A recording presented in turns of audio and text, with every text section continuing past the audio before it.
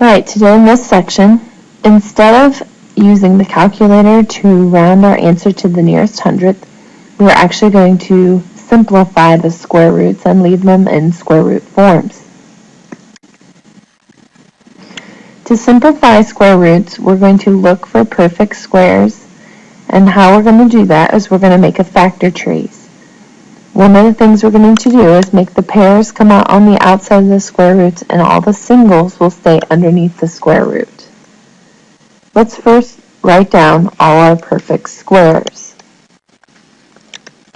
A perfect square is something where you say 1 times 1 is 1, so I know the square root of 1 is 1. 2 times 2 is 4, so I know the square root of 4 is 2. 3 times 3 is 9, so I know the answer is 3. 4 times 4 is 16. 5 times 5 is 25. 6 times 6 is 36. 7 times 7 is 49. 8 times 8 is 64. 9 times 9 is 81. 10 times 10 is 100. 11 times 11 is 121. 12 times 12 is 144. These are all perfect squares.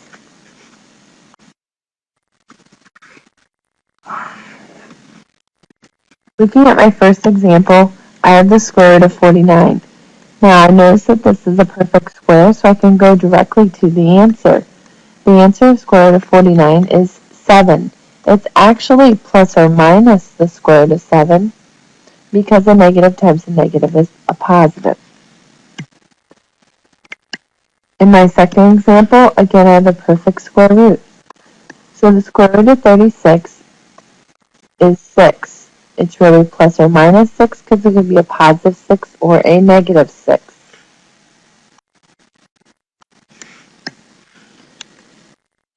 My next problem is not a perfect square, so I need to make a factor tree. There are different factors of 12. I can use 2 and 6 or 4 and 3. I'm just going to use 4 and 3. You will still get the same answer even if you use 2 and 6. So I'm going to break down 4 into 2 times 2, and the 3 does not break down any further. A factor tree means all the numbers are in prime form, meaning the only factors are that number and 1. What we're looking for are pairs. Anything that is a pair comes on the outside of the square root. Anything that is a single stays underneath the square root. Only write the pairs one time on the outside. The singles all get written one time under the square root. This example, I could do 9 times 2 or 6 times 3. I'll just go ahead and do 9 times 2. The square root of 9 is 3 times, the 9 breaks down into 3 times 3. And then I have this 2. Look for pairs. So the 3 comes on the outside. The 2 does not have a pair, so it stays underneath the square root.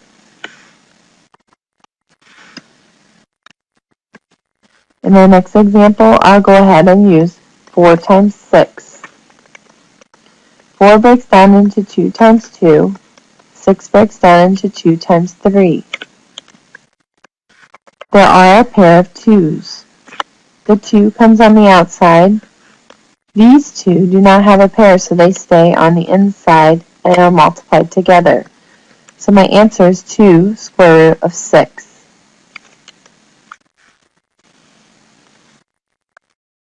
On my next example, I have the square root of 72. The square root of 72 is not a perfect square root. So I'm going to break it down into 8 times 9. 8 breaks down into 2 times 4. 9 breaks down into 3 times 3. 2 is prime. 4 can be broken down into 2 times 2. 3 is prime, and 3 is prime. I have a pair of 2's and a pair of 3's. The 2 comes on the outside. The 3 comes on the outside. They are multiplied together, and this 2 will stay underneath the square root. 2 times 3 is 6. On my next problem, I notice I do have a perfect square.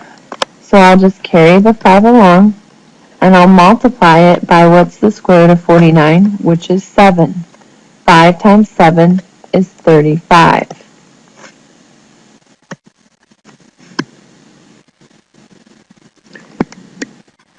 The square root of 3 just is going to be carried along. I will break down 28 into 7 times 4, or 4 times 7, and 4 breaks down into 2 times 2, and the 7 stays a 7. I have a pair of 2's that come on the outside, and the square root underneath it still has a 7. The negative 3 comes down out in front. You multiply those together. That gives you negative 6. The square root is 7.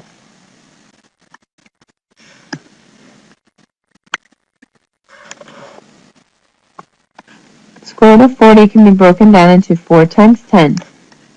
4 is 2 times 2, and 10 is 2 times 5. I have a pair of 2's. 2 comes on the outside. 2 and 5 stay on the inside. The 6 comes down and is on the outside. Multiply these together, you get 12. Multiply the 2 and 5 together, you get 10.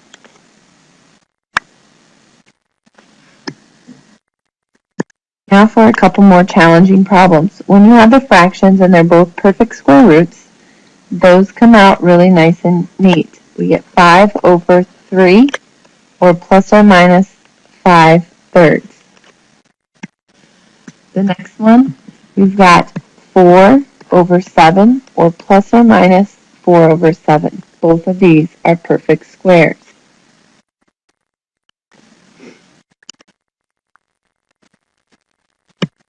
In my next problem, I do not have perfect squares, either one.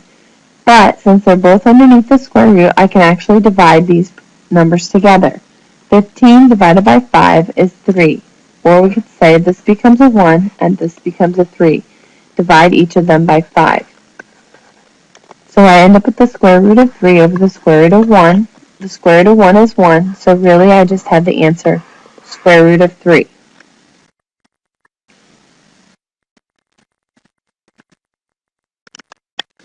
On my next example, I will first look, I do not have any perfect square roots, but I know 8 divided by 2 is 4.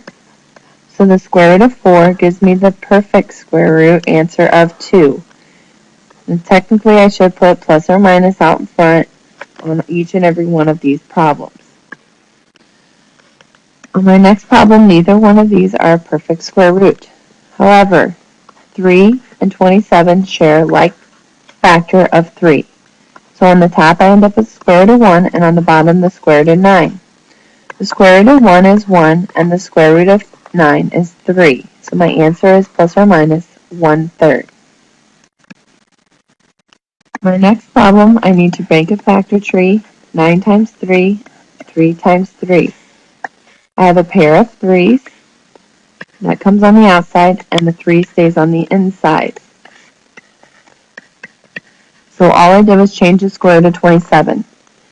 Now, these can each be divided off by 3. So 9 divided by 3 is 3, and 3 divided by 3 is 1. I don't need to write the 1. I can just simply put the square root of 3. My last problem here, square root of 8 can be broken down into 4 times 2 and 2 times 2. Here's my pair of 2's. They come on the outside. This 2 stays on the inside. 4 plus this. Each of them divide off.